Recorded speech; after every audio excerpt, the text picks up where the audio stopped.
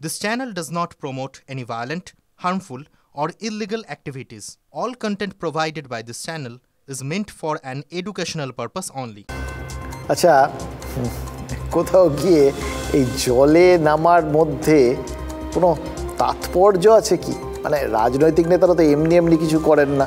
সৌগত রায়কে দেখছিলাম যে দিব্যি জলে ভেসে রয়েছেন।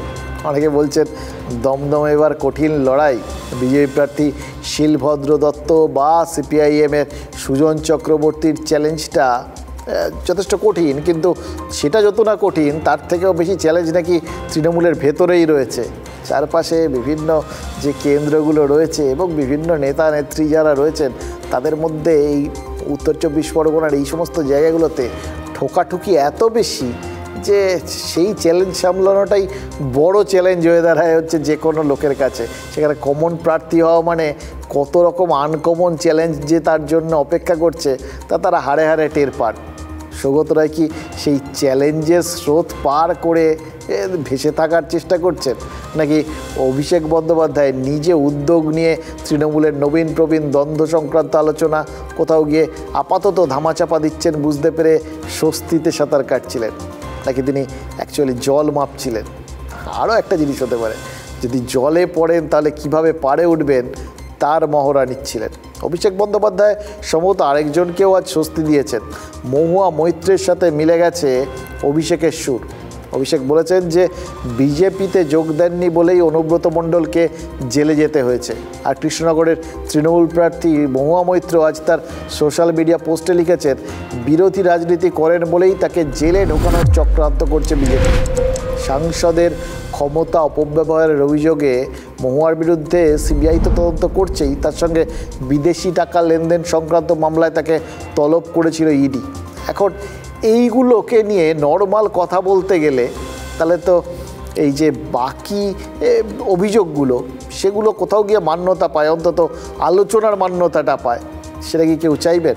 সেই জন্যই গোটা বিষয়টাকে অন্য দৃষ্টিভঙ্গি থেকে, অন্য দৃষ্টিকোণ থেকে ব্যাখ্যা করেছেন কৃষ্ণনগরের তৃণমূল প্রার্থী। বলেছেন যে বিজেপির ইডি সিবিআই তাকে জেলে ঢোকাতে চাইছে, আর তাই জন্যই নাকি তার মা তাকে পাওয়ার অফ অ্যাটর্নি দিয়ে রাখতে বলেছেন।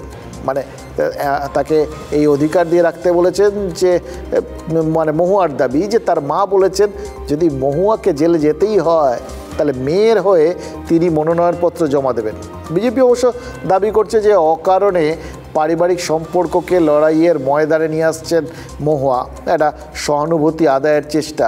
কিন্তু গোটা বিষয়টা পুরোটাই তো রাজনৈতিক নেতাদের রাজনীতির বাইরে আর কিছু থাকে নাকি? লিপস্টিক ঘুষ দেয়, ভ্যানিটি ব্যাগ ঘুষ দেয়, লোকের কুকুর চুরি করে, ওরা রাজমাতা জিতবে 2 লাখ ভোটে, 2 লাখ ভোটে জিতবে, আর ওকে বলবো কাপড় চোপড় গুছা। বিজেপি রাজনীতির চাপ সৃষ্টি করার জন্য ব্যবস্থা করেছে, যেহেতু আদানির বিরুদ্ধে মহুয়া মৈত্র কথা বলেছিল, আমরা তার তখনও বিরোধিতা করেছি।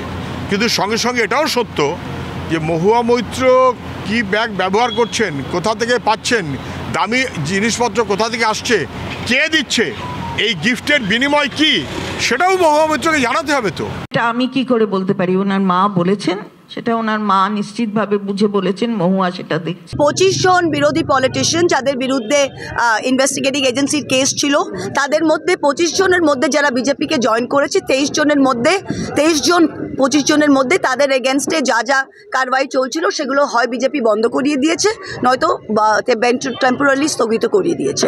আমি সেই ব্যাপারে পোস্ট করেছি।